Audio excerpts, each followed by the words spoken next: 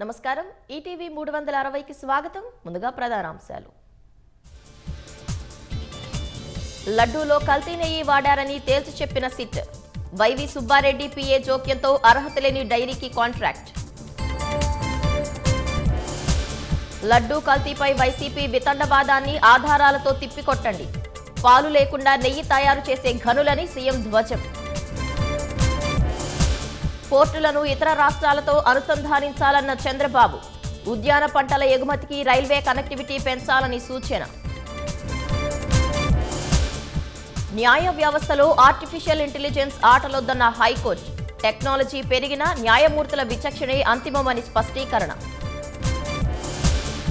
గోతులమయంగా గుడివాడ కంకిపాడు రహదారి. తాత్కాలిక మరమ్మతులతో ప్రజలకు తప్పని తిప్పలు. నేడు అధికారిక లాంఛనాలతో అజిత్ పవార్ అంత్యక్రియలు. హాజరు కానున్న మోదీ, షా, బారామతి వెళ్లనున్న లోకేష్.